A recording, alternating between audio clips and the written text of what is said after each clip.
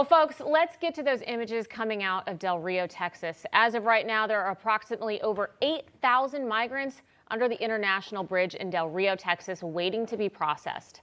Well, joining me now is Texas Attorney General Ken Paxton. Thank you so much for making time for us, sir. Good morning. Tell us, what are you and Governor Abbott going to do about this? You know, it's a continuing problem, getting worse. The numbers continue to get worse. The pictures you can see. We have done what we can. The governor has tried to institute policies that would take people back to the border. We've been sued over that. If the federal government's tried to even stop our efforts, I've sued the federal government over these issues, immigration issues, and have been successful as we've moved along. But it's a slower process, and every day that we don't get this resolved brings more drugs into our country, more COVID, more crime, and more people. It's out of control, and the Biden administration is not just allowing it to happen, they're inviting it. Yeah, they are. And, you know, Del Rio's Democratic Mayor Bruno Lozano, he's begging the Biden administration to do something about this crisis. Yeah. The Border Patrol right now is so overwhelmed. What's happening is real-time threats. We have the threat of health. We have persons behind me. Yesterday, we had a woman that went into labor. We have the health of COVID-19 and other communicable diseases that are found in our area. We also have a terror threat. So this is a Democrat saying that Biden's policies have failed. I mean, your thoughts on that? So I've been to the border many times, and I wish the president would go listen to these people. He clearly doesn't want to go there. He doesn't want to hear their stories, but I've heard their stories. Democrat, Republican, these people crossing the border affect negatively the people along the border. It affects their crime rates. They have all these costs that they're incurring. They're at risk for greater COVID transmission, and so they're worried about their safety. The president of the United States is not worried. If he was, he'd stop it. If he was, he'd be down there talking to these people about what they're dealing with every day. And so, you know, there's an explosive watchdog report from the DHS Inspector General says the Biden administration is failing to screen migrants for COVID-19.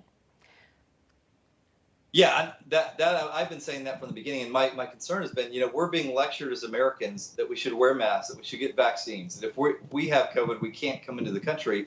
And meanwhile, this is my point. He's inviting people into the country that he knows have COVID. He's letting them in the country, and then he's moving them all over the country to spread COVID. And then we have this increase in COVID, and we wonder why. We know why. There's part of the reason is he's spreading COVID with these immigrants. Yeah. What do we know about where they're heading once they get in? I mean, I've seen obviously the flights going out of places like McAllen, Texas. You see them showing up in places like Tennessee and New York on these middle of the night flights. Where are they headed?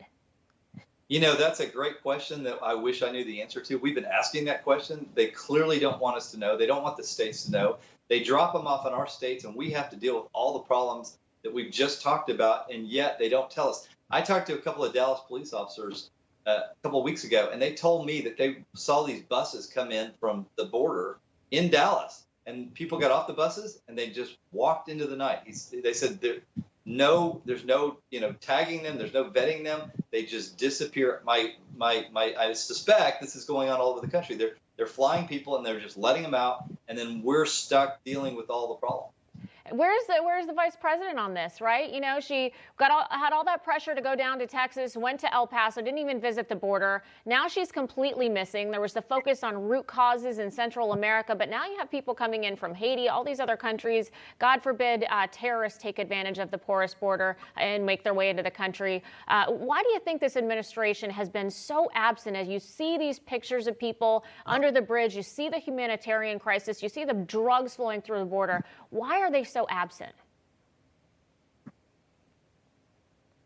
Well, I think that we want this to happen. They asked for it to happen day one. The president said, we will not deport you if you come to our country. It was an open invitation. And so despite knowing all the problems with, you know, the importation of fentanyl, which is killing people, it's very dangerous, despite the fact that we have the spread of COVID and other crimes and just the cost to all of this, they know it. And they are inviting it. They want it to happen. So while we as Americans might view this as a problem, as a crisis, crime, COVID, I believe the Biden administration does not view it that way, or they would do something about it.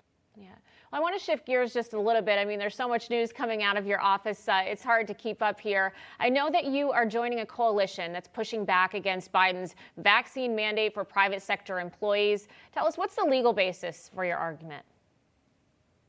So there has been no rule issue. We're basing our letter. We already sent a letter to President Biden. There were 24 Republican AGs that sent this letter.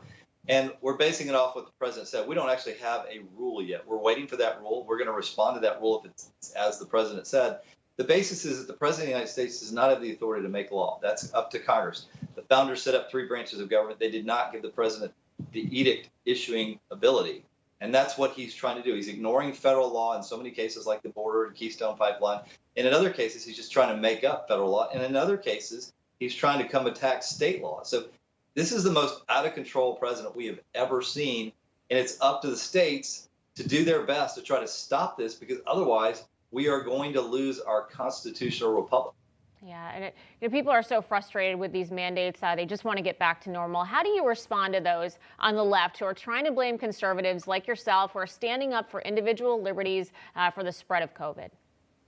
Look, I say, first of all, that I can't take them seriously when you've got a border crisis where you've got literally hundreds of thousands of people coming across the border every month. Hey, I'm Rob Finnerty. Thanks for watching. If you enjoyed this video, please join the conversation in the comments below. Don't forget to subscribe, too. Hit the bell icon to be alerted to breaking news. And remember, there's a whole lot more on Newsmax TV, America's fastest growing cable news network. Newsmax TV, we're real news for real people.